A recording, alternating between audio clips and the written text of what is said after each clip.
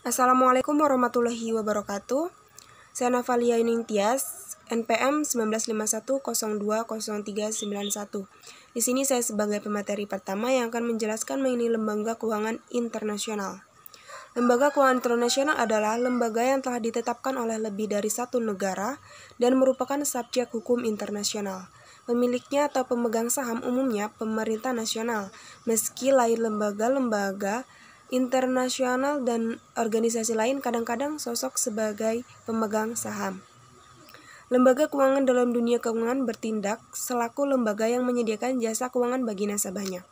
Umumnya lembaga ini diatur oleh regulasi keuangan dari pemerintah. Bentuk umum dari lembaga keuangan ini adalah termasuk perbankan, building society, atau sejenis koperasi di Inggris, kredit union, pialang saham, aset manajemen, modal ventura, koperasi, asuransi, dana pensiun, dan bisnis serupa. Di Indonesia, lembaga keuangan ini dibagi ke dalam dua kelompok, yaitu lembaga keuangan bank dan lembaga keuangan non-bank, atau asuransi penggadaian, perusahaan sekuritas, lembaga pembiayaan, dan lain-lain. Adapun jenis lembaga keuangan internasional, yang pertama ada Bank Dunia. Grup Bank Dunia ini mencakup yang pertama IBRD, International Bank for Reconstruction and Development, memberi pinjaman dan bantuan pembangunan bagi negara berpenghasilan menengah. Yang kedua ada IDA, International Development Association, memberikan kredit lunak dan mitra pembangunan untuk negara miskin. Yang ketiga ada IFC, International Finance Corporation, memberikan bantuan pembiayaan investasi bagi negara berkembang. Yang keempat ada MIGA, Multilateral Investment Guarantee Agency, memberi pinjaman, pengembangan skill dan sumber daya perlindungan kepada investor atas resiko politik. Dan yang terakhir ada ICSID, International Center for the Settlement of Investment Dispute, memberikan bantuan arbitrasi dan penyelesaian atas permasalahan investor dengan negara di mana lembaga ini berinvestasi. Kemudian fungsi lembaga keuangan internasional ini menyediakan jasa sebagai perantara antara pemilik modal dan pasar utang yang bertanggung jawab dalam penyaluran dana dari investor kepada perusahaan yang membutuhkan dana tersebut. Kehadiran lembaga keuangan inilah yang memfasilitasi arus peredaran uang dalam perekonomian, di mana uang dari individu investor dikumpulkan dalam bentuk tabungan sehingga risiko dari para investor beralih pada lembaga keuangan yang kemudian menyalurkan dana tersebut dalam bentuk pinjam utang kepada yang membutuhkan.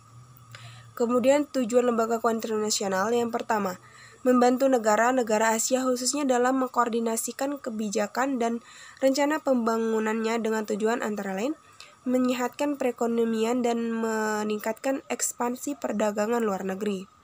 Yang kedua itu memanfaatkan sumber daya yang sedia dengan prioritas untuk membangun negara-negara Asia khususnya yang masih terbelakang. Yang ketiga memberikan bantuan teknis untuk menyiapkan, membiayai dan melaksanakan berbagai program atau proyek pembangunan termasuk memformulasikannya usulan proyek. Perkenalkan, saya Fadilah Laila Syarifah, NPM 19510200076, kelas C, Prodi Perbankan Syariah semester 4, akan melanjutkan membacakan materi tentang neraca pembayaran. Neraca pembayaran merupakan suatu catatan yang sistematis mengenai transaksi ekonomi yang dilakukan oleh penduduk di suatu negara dengan penduduk dari negara lainnya dalam jangka waktu tertentu. Tujuan penyusunan neraca pembayaran yang pertama untuk mengetahui peranan sektor eksternal dalam perekonomian suatu negara. Yang kedua, mengetahui aliran sumber daya antar negara, apakah negara tersebut sebagai pengekspor barang atau sebagai pemodal. Yang ketiga, mengetahui struktur ekonomi dan perdagangan suatu negara. Metode pencatatan neraca pembayaran dalam praktiknya untuk keperluan analisis ekonomi, seperti untuk analisis permintaan dan penawaran valuta asing. Neraca pembayaran dapat pula dicatat pada saat terjadinya aliran dana atau transaksi.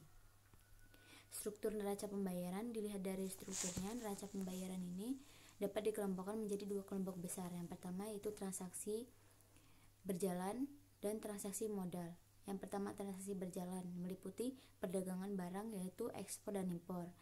Yang kedua, ada jasa. Yang ketiga, penghasilan. Yang keempat, transfer. Sedangkan untuk transaksi modal dan keuangan, yang pertama ada transaksi modal atau capital account. Yang kedua, transaksi keuangan di luar cadangan devisa, meliputi penanaman modal langsung dan investasi surat berharga. Yang ketiga adalah investasi lainnya. Sekian yang dapat saya sampaikan. Saya Yunis Mayati akan melanjutkan materi tentang pasar valuta asing.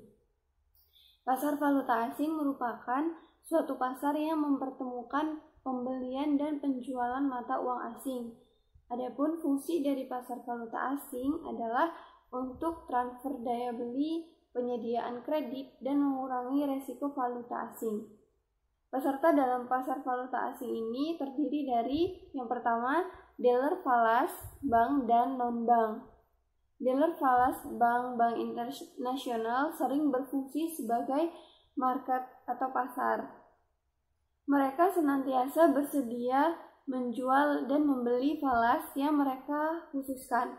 Biasanya mempertahankan suatu porsi persediaan beberapa falas yang dikhususkan. Pihak yang kedua, perusahaan dan individu. Perusahaan dan individu menggunakan pasar valuta asing untuk mempermudah pelaksanaan transfer investasi dan komersial. Perusahaan dan individu ini terdiri atas importir investor portofolio internasional, perusahaan-perusahaan multinasional. Mereka menggunakan pasar valuta asing untuk tujuan investasi. Kemudian peserta yang ketiga yaitu spekulator dan arbitrase. Spekulator dan arbitrase ini melakukan transaksi dalam pasar valuta asing untuk memperoleh keuntungan. Arbitrase pada prinsipnya merupakan suatu bentuk spekulasi yang terdapat dalam pasar falas, di mana mereka membeli falas di suatu pusat keuangan kemudian menjualnya kembali di pusat keuangan lain untuk memperoleh keuntungan. Kegiatan arbitrase ini dimungkinkan oleh kemudahan dan kecepatan transfer dengan alat telegrafik antara pusat keuangan satu dengan pusat keuangan yang lainnya. Peserta yang keempat yaitu bank sentral. Bank-bank sentral menggunakan pasar ini untuk memperoleh cadangan devisa dan juga mempengaruhi harga di mana mata uangnya diperdagangkan. Bank sentral mungkin melakukan langkah-langkah yang semata-mata dimaksudkan untuk mendukung atau mendongkrak nilai mata uang sendiri. Selanjutnya, jenis-jenis transaksi dalam pasar valuta asing yaitu antara lain yang pertama transaksi spot. Transaksi spot ini adalah jual beli mata uang dengan penyerahan dan pembayaran antar bank yang akan diselesaikan pada 2 hari kerja. Yang kedua, transaksi forward. Transaksi forward atau juga disebut transaksi berjangka pada prinsipnya adalah transaksi sejumlah mata uang tertentu dengan sejumlah mata uang lainnya dengan penyerahan pada waktu yang akan datang. Kurs ditetapkan pada waktu kontrak itu dilakukan, tetapi pembayaran dan penyerahannya baru akan dilakukan pada saat kontrak jatuh tempo. Transaksi forward ini biasanya sering digunakan untuk tujuan hedging dan spekulasi. Transaksi yang ketiga yaitu transaksi swap.